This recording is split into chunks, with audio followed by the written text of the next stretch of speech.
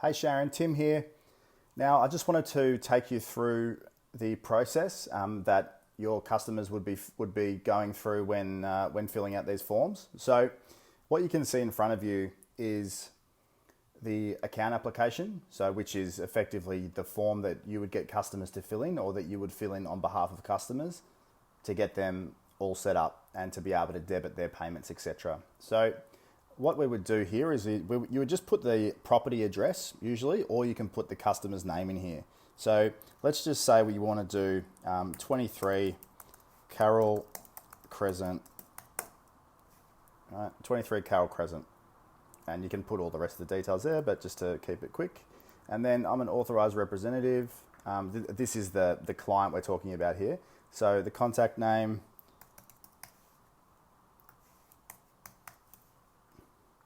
and then the email. Now keep in mind, you can actually do all of this for the customer. So this is the forms that sit up on your website if you want. But what you do have is in your system, which I'll show you in a moment, there's actually the ability to pre-fill all this for the customer and then send it out, and they can just enter their credit card. So I'll just go to the next step here. Now it's asking me to log in. That's just because I've already got an account, but your customers will just go to the next step, which is this one here. Now they've got prepaid as their standard. The address was 23 Carroll Crescent. There we go. Then they'll be asked to enter a credit card.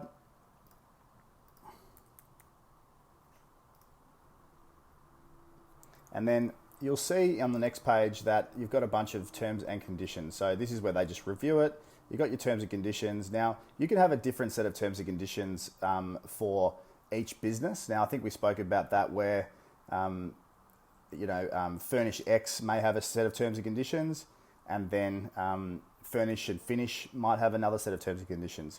That being the case, I'll show you in a moment exactly where you can change them over. So customer will scooch through here. They'll just type in their name here, and they'll tick the box and they'll submit. And that is as far as that's everything that the customer needs to do.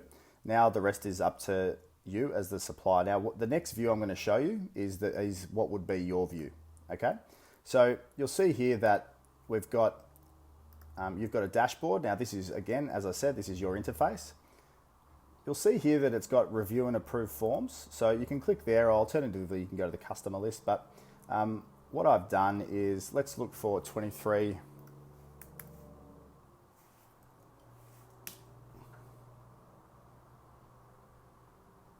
Carroll Crescent. There it is. Okay, so now you can just go and approve this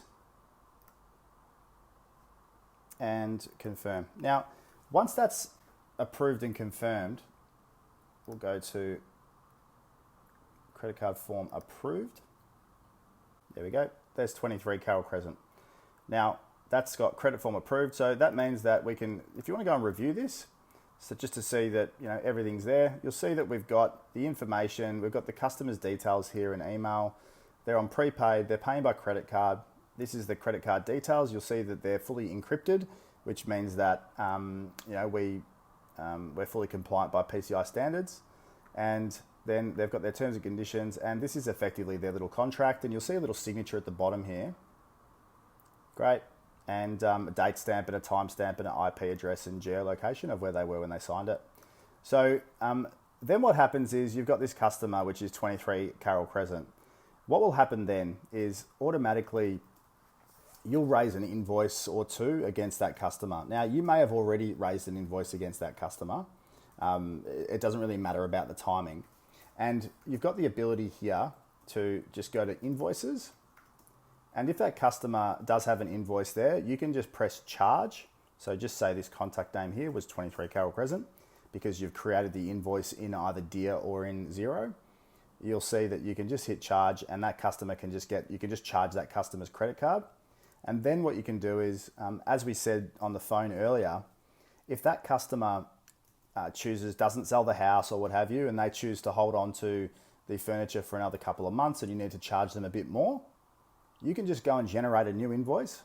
And then as soon as that invoice is generated, if they're on prepaid as their trading term, it'll just auto debit that customer. So that's just a couple of the ways you can receive payments. We also do things like deposit payments, which I can take you through at a later stage, but I just wanted to make this short little video and prior to your meeting Thursday. All right, thanks for your time. Cheers.